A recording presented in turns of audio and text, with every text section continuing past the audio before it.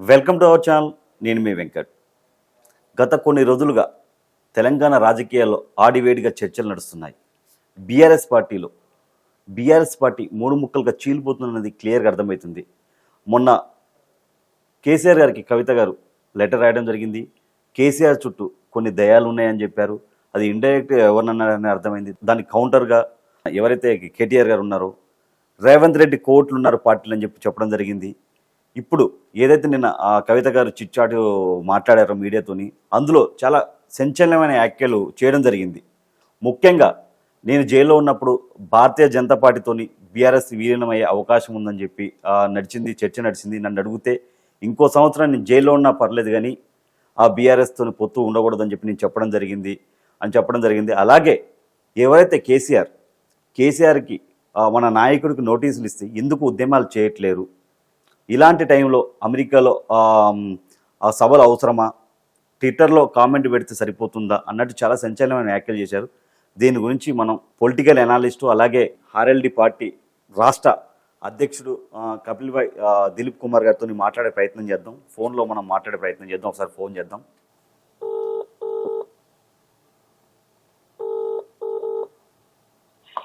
Hello sir, good morning sir. ఇప్పుడు మనతో పాటు ఫోన్లో ఆర్ఎల్డి తెలంగాణ రాష్ట్ర పార్టీ అధ్యక్షుడు కపిల్ భాయ్ దిలీప్ కుమార్ గారు మనతో పాటు ఉన్నారు. సార్తో మాట్లాడే ప్రయత్నం చేద్దాం. సార్ నమస్తే సార్. నమస్తే, చెప్పండి సార్. ఇప్పుడు తెలంగాణ రాజకీయాల్లో చాలా సంచలనంగా ఆడివేడిగా నడుస్తున్నది కవిత గారి ఇష్యూ. ఎలా చూడొచ్చు సార్? నిన్న ఒక చిట్చాట్ కూడా చేయడం జరిగింది. భారతీయ జనతా పార్టీతో గతంలో నేను జైల్లో ఉన్నప్పుడే విలీనం అవ్వాలని అనుకున్నారు, నేను వద్దని చెప్పానని చెప్పారు. అలాగే మాకు నాయకుడు ఓన్లీ ఒక కేసీఆర్ మాత్రమే మాకు నాయకుడు, వేరే వాళ్ళు ఎవరు కాదని చెప్పి మాట్లాడడం జరిగింది. ఇప్పుడు నమస్కారం మీకు ఇయర్స్ కూడా. సార్, కవిత యాక్చువల్లీ 2007 లో అమెరికా నుంచి వచ్చిన సందర్భంలో, అదే సందర్భంలో గ్లోబల్ రెసిషన్ ఉండి ఉద్యోగాలందరూ కోల్పోతున్న సందర్భంలో ఈవెన్ కేటీఆర్ కూడా ఇండియాకి వచ్చేసాడు. ఇద్దరు కూడా ఆ టైంలోనే ఈ పొలిటికల్ ఎంట్రీ చేద్దామనే ప్రయత్నాలు చేశారు. ఎందుకంటే ఉద్యమ పార్టీ ఫాదర్ చివరి 6 నెలలు ఇక్కడ కేంద్ర మంత్రిగా ఉన్నాడు. హరీష్ ఏమో టీఆర్ఎస్ నడుపుతున్నాడు. సో ఎంట్రీ కోసం ట్రై చేసినప్పుడు కేసీఆర్ రాజీనామా చేసి వచ్చిన తర్వాత 2009 వరకు వాళ్ళు చెదురుమదురుగా ఉన్న ఉద్యమ కార్యక్రమాలు పాల్గొనడం, తర్వాత పొలిటికల్ ఎంట్రీ కోసం ట్రై చేస్తే కేసీఆర్ అప్పుడు ఇద్దరికి కూడా టికెట్లు ఇవ్వాలని అడిగితే ఒప్పుకోలేదు. ఇద్దరిలో ఎవరో వాళ్ళని చూస్ చేసుకోమన్న సందర్భంలో ఈమె కాస్త అటు ఇటు మాట్లాడి ఇన్ఫ్లుయెన్స్ చేసి ప్రయత్నాలు చేసి సక్సెస్ఫుల్ కాక నాకే వచ్చేది, నేను విత్డ్రా అవుతున్నా అంకుల్, ఈసారి అన్నయ్యనే కాంటెస్ట్ చేయమని. అంటే అప్పుడు ఆయన సిరిసిల్ల పోయి పోటీ చేసి గెలిచాడు, జ్ఞాపకం ఉంటే. అప్పుడు మీరే కదా సార్ కీలకంగా టికెట్ ఇచ్చారు. నేను అప్పుడు టికెట్ ఇవ్వమంటే ఆ టికెట్లు మహాకూటమితో మంత్రాలు చేయడానికి నాకు ఆయన డెప్యూటీ చేశాడు. అవునవును. కమిటీ కింద కాన్స్టిట్యూటీ హరీష్ రావు గారు, కేటీఆర్, నేను, ఈటల రాజేందర్, మేమంతా పోయి చర్చలు జరిపాం. రెడ్డి గారు ఆ సందర్భంలో ఆ అమ్మాయికి అవకాశం రాక ఒక్క కేటీఆర్ కి అవకాశం వచ్చింది. ఆయన ఎంపీగా చేద్దాం అనుకున్నాడు. మేము సర్వే చేస్తే టీఆర్ఎస్ థర్డ్ ప్లేస్ లో పోతుందని వచ్చింది. కాబట్టి మేము కేసీఆర్ చెప్తే కేసీఆర్ నాడు ఎందుకు అనవసరంగా పోటీ ఓడిపోతావు, బెటర్ గో టు సిరిసిల్ల అని. ఇంకేమైందంటే మొదటి దెబ్బ పడ్డది అప్పుడు. ఆ తర్వాత కేటీఆర్ వచ్చాడు, కవిత వెనక్కి పోవాల్సి వచ్చింది. అప్పుడే నిరుత్సాహపడ్డా సీట్ రానందుకు. అక్కడి నుంచి ఇద్దరికి కూడా వచ్చేది కాదు, రైవలరీ ఉంది. ఆ తర్వాత క్రమం లోపల నేను కూడా బయటకు వెళ్ళిపోయిన పార్టీ నుంచి ఈమె నిజామాబాద్ ఎంపీ స్టేట్ స్థానాన్ని ఆశించి పనిచేసిన సందర్భంలో ఆమె అంతటా కూడా తెలంగాణలో పవర్ఫుల్ గా జాగృతి నిర్మాణం చేసింది. అవును, జాగృతి అనేది టీఆర్ఎస్ కంటే పవర్ఫుల్ గా కార్యవర్గం ఉండేది. ఊళ్ళలో కూడా కమిటీలు ఉండేవి, మండలాల్లో ఉండేవి. అప్పుడు టీఆర్ఎస్ కూడా లేవు, కమిటీ అంత బలంగా తయారు చేసినారు. ఆ యొక్క శక్తికి, ఆ ధాటికి, ఆ మార్గకి కాదనలేని పరిస్థితిలో కేసీఆర్ కూడా నిజామాబాద్ సీట్ ఇచ్చాడు. ఎంపీగా, దాంట్లో ఎంపీగా ఆమె గెలిచింది. ఇంకా ఈయననేమో సిరిసిల్ల ఎమ్మెల్యేగా స్టార్ట్ అవుతే ఆమెకేమో దాని ఏమంటారు నిజామాబాద్ ఎంపీగా ఆమె పొలిటికల్ క్యారియర్ స్టార్ట్ అయింది ఉద్యమ పార్టీలో. ఇద్దరికి కూడా చెరువు దగ్గర బెర్తులు దొరికే అదొక అంశం. తర్వాత ఇద్దరు ఏంటంటే ఆమె ఎందుకు ఏ కాడ గెలిచిన తర్వాత దీన్ని పక్కకు పెట్టేసింది జాగృతిని గాని, తను అద్భుతంగా లేపినటువంటి బతుకమ్మలను కూడా. అవును, బతుకమ్మలు కూడా చాలా రాష్ట్రంలో చాలా వైభవంగా ఆమె బతుకమ్మ పండుగ చేసింది, బ్రహ్మాండం చేసింది. ఆమె ఓ రకంగా బతుకమ్మ అంటే కవితనే కనిపెట్టింది అనే లెవెల్ ఉండే. అవును సార్. అట్లా వచ్చిన సందర్భంలో ఎందుకో నెగ్లెక్ట్ చేసింది గెలిచిన తర్వాత. దాని తర్వాత పర్యవసానం నెక్స్ట్ ఎలక్షన్స్ ఊరిపోయిందట. అవును, ఈ లోపల అధికారంలోకి సీఎం రావడం, కేవలం ఎంట్రీ ఒక కేటీఆర్ కి ఉండటం, పార్టీని వర్చువల్ గా క్యాప్చర్ చేయడం, హరీష్ కూడా పక్కకు నెట్టేయడం, కేవలం సంతోషం కేటీఆరే ఇటు ఈయన పార్టీని అటు కేసీఆర్ యొక్క ఆఫీస్ నడిపే పరిస్థితి వచ్చింది. కీలకం అయిపోయారు. అందులో కీలకమైపోయారు. వీళ్ళంతా కూడా హరీష్ కావచ్చు, కవిత కావచ్చు, ఇతర సీనియర్ నేతలందరికీ కూడా అపాయింట్మెంట్ కావాలంటే కూడా మన సంతోష్ అనే పరిస్థితి, తన పనులు కావాలంటే కేటీఆర్ అడగాల్సిన పరిస్థితి వచ్చింది.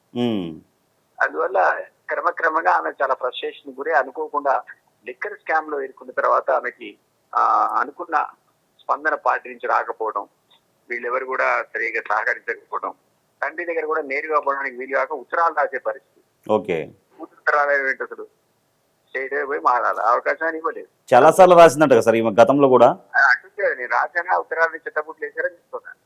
అక్కడ దయాలు ఉన్నాయంటుంది. ఆ దయాలు ఎవరు? ఆ ఉద్దేశంలో సంతోషం కేటీఆర్. ఓకే, వీళ్ళిద్దరు కూడా తన దగ్గరికి తండ్రి దగ్గర కూడా రాని పరిస్థితి తీసుకొచ్చారనే ఫ్రస్ట్రేషన్ లో ఆమె క్రమక్రమంగా ఈ ఉత్తరం దిగిన తర్వాత ఆగ్రహం వ్యక్తం చేసింది.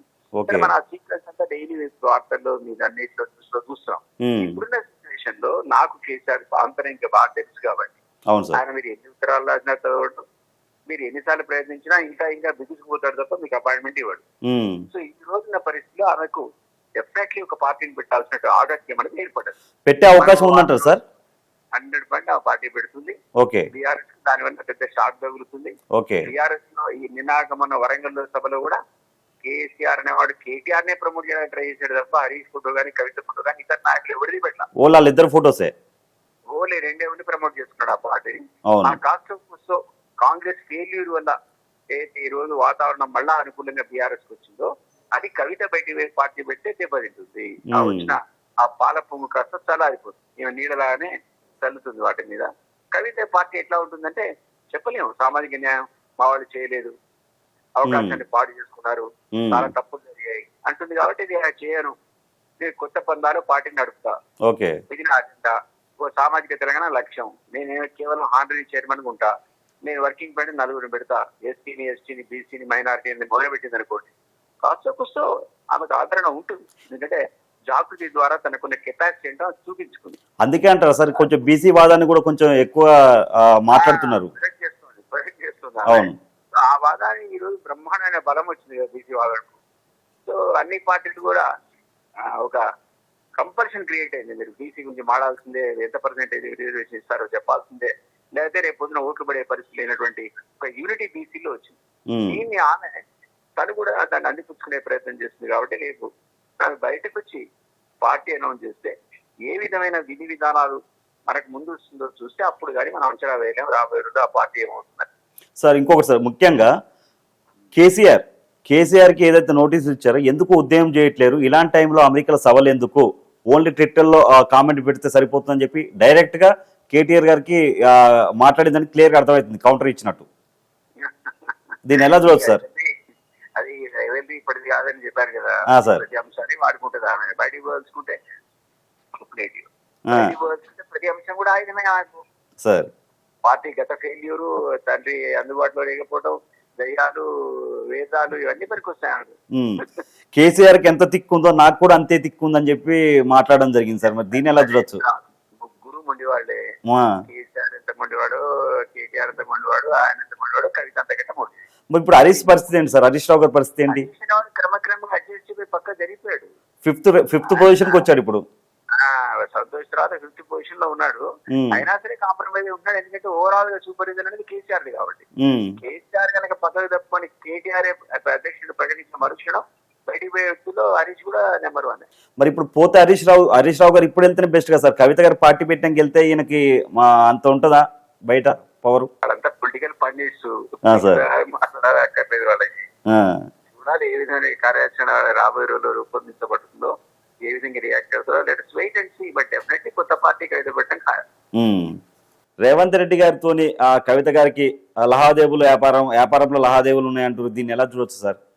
మనకు తెలియదు. బట్ డెఫినెట్లీ ఇదంతా గొడవ రాకముందు నుంచే బిజినెస్ లావాదేవీల్లో ఎప్పటి నుంచో వీళ్ళు పార్ట్నర్స్, ఆయన అసలు ఈవెన్ వర్కింగ్ ప్రెసిడెంట్ కాకముందు నుంచి కూడా బిజినెస్ తో పార్ట్నర్షిప్ అంటున్నారు. బట్ వాళ్ళిద్దరికి చెప్పాలి మాకు ఉంది లేదు అనే విషయం చెప్పాలి. బట్ ఎప్పటి నుంచో వస్తుంది సోషల్ మీడియాలో వీళ్ళిద్దరు పార్ట్నర్స్, వీళ్ళిద్దరికి బిజినెస్ సంబంధాలు ఉన్నాయని ఇప్పుడు కాదు. ఆయన ఈవెన్ వర్కింగ్ ప్రెసిడెంట్ కాకముందు నుంచి కూడా వస్తున్నాయి. సార్ అది వాళ్ళు చెప్పాలి మనకి ఉన్నాయా రావా, అది లేవా, మరి ఎటువంటి రిలేషన్ ఉందన్నది really don't know. Thank you so much sir. Okay, నమస్తే అండి. ఎందుకంటే దిలీప్ కుమార్ గారికి ఆ బీఆర్ఎస్ పార్టీతోని కేసీఆర్ గారితో చాలా దగ్గర అనుబంధం ఉంది. ఎందుకంటే ఆ రోజుల్లోనే కేసీఆర్ గారి తర్వాత సెకండ్ పొజిషన్లో, నిజంగా చెప్పాలంటే కవిత కేటీఆర్ గారు ఇద్దరు మేము అమెరికా నుంచి వచ్చి మేము ఎలక్షన్లో నిలబడతాం అన్నప్పుడు సీటు ఎవరికి ఇవ్వాలనేది దిలీప్ కుమార్ గారి చేతిలో ఉండే. ఆ టైంలో దిలీప్ కుమార్ గారు సర్వే చేపించడం జరిగింది. ఆ కవిత గారు కాంప్రమైజ్ అయ్యి ఓకే నాకు వద్దు కేటీఆర్ గారికి ఇవ్వడం చెప్పడం జరిగింది. అప్పుడు మన దిలీప్ కుమార్ గారి సర్వేలో అక్కడ ఓడిపోతారని చెప్పి కరీంనగర్లో ఓడిపోతారని చెప్పడం వల్ల సిరిసిల్ల సీట్ ఇచ్చారు. ఎంత 150-200 ఓట్లతో గెలిచారు కేటీఆర్ గారు ఫస్ట్ టైం. అందుకే మనం ఎందుకంటే ఇప్పుడు కవిత గారు 100% కొత్త పార్టీ పెట్టే అవకాశం ఉందని మనకు క్లియర్గా అర్థమవుతుంది. ఏదేమైనా బీఆర్ఎస్ పార్టీ 3 ముక్కలుగా చీలిపోయే అవకాశం ఉంది. ఏదేమైనప్పటికీ ఇక్కడ ఎక్కువ పార్టీకి డ్యామేజ్ అవుతుంది, ప్లస్ హరీష్ రావు గారిని కిందికి పడిపోతున్నారు. నిజంగా కేసీఆర్ తర్వాత ఆ పార్టీకి ముఖ్యమంత్రి పదవి అనుభవించే అర్హత ఉందంటే ఓన్లీ హరీష్ రావు గారికి. ఎందుకంటే 17 సంవత్సరాల నుంచి కేసీఆర్తో పాటు ఉన్నాడు. తెలంగాణ ఉద్యమంలో చాలా కీలక పాత్ర పోషించాడు. అన్నిట్లో పార్టీని ముందుకు నడిపించడంలో చాలా కీలకంగా వ్యవహరించాడు. ఏదేమైనప్పటికీ తెలంగాణ రాష్ట్ర రాజకీయాలు ఏడివేడిగా నడుస్తున్నాయి, ఆడివేడిగా ఉన్నది. నిజంగా చెప్పాలంటే కవిత గారు కొత్త పార్టీ పెట్టే అవకాశం ఉంది. మరి అన్నా చెల్లెలు ఒకరి మీద ఒకరు కౌంటర్స్ ఇచ్చుకుంటున్నారు. ఇంకా ఏమన్నారంటే నిన్న చిట్చాట్లో కవిత గారు కేసీఆర్ని అంతా తామే నడిపిస్తున్నామని ఎవరో అనుకుంటున్నారు. కేసీఆర్ ఎవరో నడిపిస్తే నడుస్తారని మేము అనుకోవట్లే. కేసీఆర్ ఒక్కడే మా నాయకుడు, మరెవరు కాదు అంటే ఇండైరెక్ట్గా కేసీఆర్ ఒక్కడే మా నాయకుడు. ఎవరు కేటీఆర్ కానీ హరీష్ రావు కానీ ఎవరు సంతోష్ కానీ ఎవరు కాదు, ఓన్లీ కేసీఆర్ ఒక్కడే మా నాయకుడు అని ఇండైరెక్ట్గా చెప్పినట్టు అవుతుంది, అర్థమవుతుంది. ఏదైతే లిక్కర్ స్కామ్ కేసులో కవిత గారు అరెస్ట్ అయ్యారో అప్పుడు ఆమెకు దక్కాల్సిన సపోర్ట్ దక్కలేదని, అలాగే ఆ టైంలో బీజేపీలో బీఆర్ఎస్ పార్టీని విలీనం చేస్తున్నారని చెప్పి తెలిసింది. అప్పుడే నేను వద్దు, ఇంకో అవసరమైతే జైల్లో సంవత్సరమైన ఉంటా కానీ బీఆర్ఎస్ని బీజేపీలో విలీనం చేయొద్దని చెప్పి కవిత గారు చెప్పినట్టు కూడా మనకు లేఖలు రాయడం జరిగింది. ఏదైతే మొన్న 25 years రజోత్సవ సభలో కొంచెం బీజేపీని టార్గెట్ చేయాల్సింది డాడీ అని చెప్పి లేఖలు రాయడం కూడా జరిగింది. చాలా దగ్గర ఒక 5 పేజీల లేఖ రాయడం జరిగింది. అది ఫస్ట్ టైం కాదు, ఇప్పటికే ఎన్నోసార్లు అలా రాసిందంట. కానీ కేటీఆర్ గారు ఏమంటారు, రేవంత్ రెడ్డి కోవట్లను బయటికి వెళ్ళగొడతామని చెప్పి ఈయన మాట్లాడుతున్నారు. అక్కడ కవిత గారు ఓన్లీ ట్విట్టర్లో కామెంట్ పెడితే కరెక్ట్ కాదు, నాయకుడికి నోటీసులు ఇచ్చినప్పుడు ఎందుకు ఉద్యమాలు చేయట్లేరు, ఇలాంటి టైంలో అమెరికాలో సభలు అవసరమా, ర్యాలీలు అవసరమా, ఓన్లీ ఒక ఎక్స్ వేదికలో కామెంట్ పెడితే సరిపోదు అని చెప్పి ఇండైరెక్ట్ అయింది. డైరెక్ట్గా కేటీఆర్ని కవిత గారు అంటున్నారని క్లియర్గా అర్థమవుతుంది. అంటే ఇక్కడ ఏంది, కవిత వర్సెస్ కేటీఆర్. ప్లస్ ఆ లేఖ రిలీజ్ చేసి బయటికి లీక్ చేసింది ఎవరు, నేను మా డాడీకి రాసిన లేఖని బయటికి ఎలా లీక్ అయింది, కొంతమంది కొవ్వొట్లున్నారు, కేసీఆర్ మంచివాడే, కేసీఆర్ చుట్టూ దయ్యాలున్నారు అంటే ఆ దయ్యం నిజంగా కేటీఆరేనా? మరి ఈ లెక్కలో ఇప్పుడు వీళ్ళిద్దరు కౌంటర్స్ చూస్తే అలాగే అనిపిస్తుంది. ఏదేమైనప్పటికీ చూద్దాం. మరి బీఆర్ఎస్ పార్టీ ఉద్యమ పార్టీని మరి చీల్స్తారా, లేదంటే దీనిపై కేసీఆర్ గారు స్పందిస్తారా? మనకు తెలిసిన సమాచారం ప్రకారం ఆల్రెడీ కొంతమందిని రాయబారిగా మాట్లాడడానికి కూడా పంపించినట్టు తెలుస్తుంది చర్చల్లో పరంగా. కానీ ఆ చర్చలు విఫలమైనట్టు క్లియర్గా మనకు అర్థమవుతుంది. నిన్న ఆమె ఇంటెన్షన్ చూస్తే మాత్రం క్లియర్గా పార్టీ పెట్టే అవకాశం ఉందనేది క్లియర్గా అర్థమవుతుంది. మనకి ఇప్పుడు దిలీప్ కుమార్ గారు కూడా అదే చెప్పారు. ఎందుకంటే కేసీఆర్తో చాలా దగ్గర అనుబంధం ఉంది, ఆయన అన్నీ చూశాడు. ఈమెముంటుంది, కేసీఆర్ ఎంత తిక్కోడో ఎంత మొండోడో నేను అంతకంటే ఎక్కువ నేను మొండి అంటే ఆయన సార్ ఏం చెప్తారు, ముగ్గురు అంతే, కేసీఆర్ అంతే, కేటీఆర్ అంతే, కవిత అంతే, ముగ్గురు మొండోళ్ళే, ఏదైనా అనుకుంటే చేస్తారు అనేది క్లియర్ ఉంది. సరే చూద్దాం, తెలంగాణ రాజకీయాల్లో ఒక పెను తుఫాను వస్తుందని చెప్పి మనకు క్లియర్గా అర్థమవుతుంది. ఏదేమైనప్పటికీ చూద్దాం, కవిత గారు కొత్త పార్టీ పెడతారా, లేదంటే కాంప్రమైజ్ అయ్యి కేసీఆర్ మరి ఏమన్నా చక్రం తిప్పి బీఆర్ఎస్ని ఉంచుతారా? ఒకవేళ కవిత గారు కొత్త పార్టీ పెడితే బీఆర్ఎస్కు నష్టం జరుగుతుందా, ఏదనేది వేచి చూద్దాం.